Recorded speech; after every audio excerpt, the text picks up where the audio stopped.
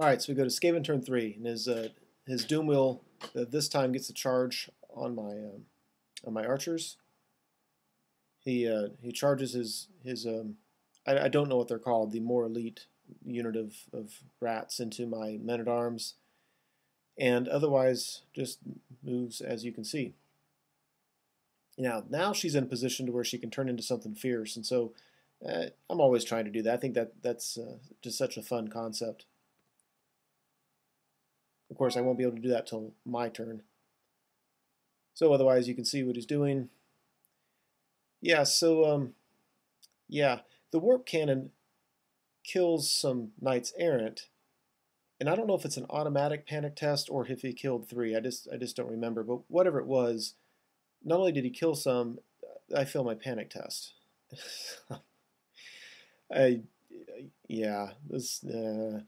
So this thing in combat was not nearly as tough as I thought it would be. It killed a couple, I think, when it hit me, and then it's just, it's not really that killy. It's kind of hard to wound. But anyway, so he beats my my archers, and then when I run, I only run like 2 inches, and so I was able to stay on the table.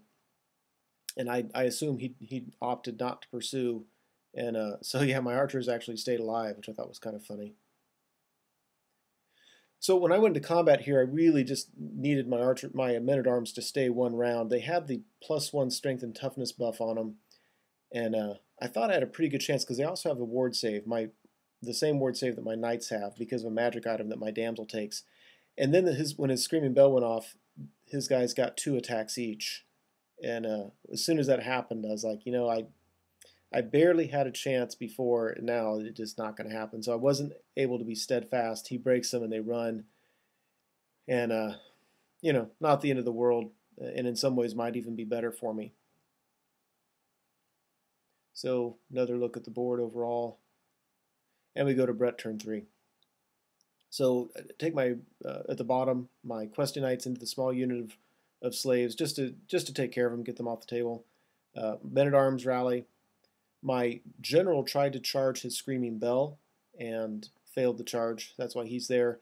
I went ahead and took my Knights of the Realm into the flank of the rats. And what I was thinking was that at his turn he would definitely get the flank charge with the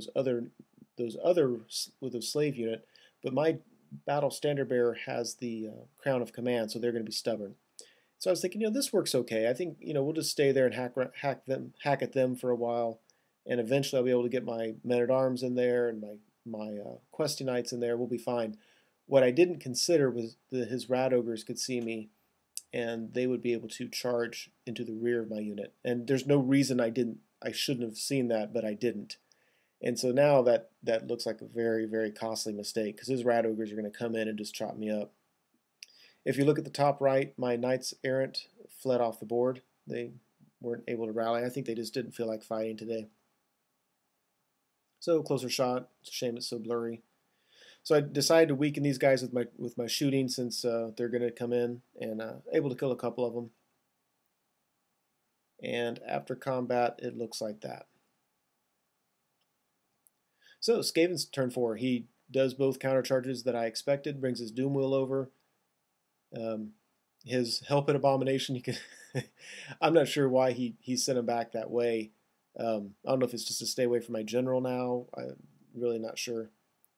Yeah, this is really scaring me. I'm glad my battle standard bearer is stubborn, but there's only so much abuse you can take there. So at the end of shooting and magic and everything, I think this is mainly magic. He's picking on my men-at-arms. He doesn't want me counter-charging to the flank of his guys and just beating him through combat res, which I think is justifiable. You can see he just keeps killing more and more of them.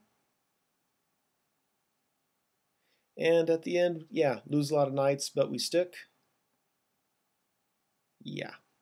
So we go to Brett turn 4. So this time my general does get the charge off on his Screaming Bell. The problem is he's just going to issue a challenge with his, he's got a unit champion there. So that's going to take me a turn. In some ways that's better for me though, because what I really need is Killing Blow on that thing. And when I'm strength 6, it's easy for me to wound him. Excuse me. To wound him and not get the Killing Blow. On future turns, I'll only be strength 4, but I'll still get to use my my Heartwood Lance, which allows me to re-roll failed rolls to wound. So being Strength 4 is on a high toughness thing is actually really good for me. I can throw all 4 dice trying to wound it, and if I don't get a 6, I can re-roll them all, and that's what I want. So anyway, so this turn 1, I'll be in a fight with this champion. I get the counter charge in there with my Men-at-Arms, and again, the reason I did it is I'm hoping to turn her into something nasty and just get a whole lot of wounds. You know, if I can turn her into a Feral Manticore or a dragon or anything like that, but I didn't. So, do some close-ups. So the good news is they actually didn't do many wounds against my Men-at-Arms. The bad news is I wasn't able to do wounds there. The few wounds that I did do actually took my Questing Knights out of the fight, and I feel I got very, very lucky to even have the guys left that I have. So I've got my Battle Standard Bearer down to 1 wound. I've got a champion, and they are not going to last long. So on Skaven turn 5, yeah, up top, I'd killed his champion, but yeah, I mean, we're still locked in there. Really not a whole lot for him to do. He keeps on picking at this unit between magic and shooting, and so he kills my damsel, kills some more Men-at-Arms. He magically moves his Battle Standard Bearer out of that fight and over here. Not sure why. Not that it was a bad move, I just don't know why he did it. Keeps on shooting these guys. I'm down to 1 guy, so it's kind of overkill. I'm going to need Snake Eyes to rally him, but if I rally, I'll save a lot of points. Or some points, anyway. Anyway, I land a stone on top of his stupid warp cannon, so after it's taken out half of my points, I finally kill it. Doomwheel comes into these guys, which I thought was very nice. It's going to save him from getting countercharged by me.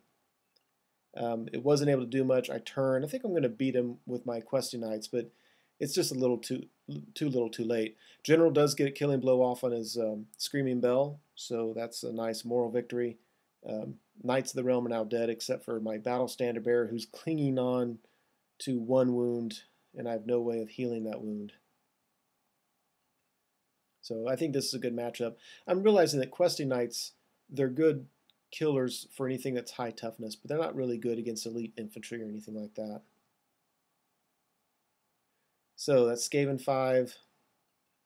For all the good this one's going to do me. And we go to Brett 5. So this guy's still running. Really no movement going on. And at the end of it, he breaks my Lord through combat res and chases him down. Puts the last wound off my Battle Standard Bearer. I kill his Doomwheel, but at this point I just conceded the game. I mean, it's his turn next. He's going to charge my Questing Knights. I'll probably flee just to try to get away from him. But there's nothing I'm going to do in the game. I didn't see the game changing much at this point. So I figured he tabled me. So, you know, it's actually kind of a fun game. I had a little bit of bad luck. I certainly made some bad mistakes in terms of charging with my Pegasus Knights and other things.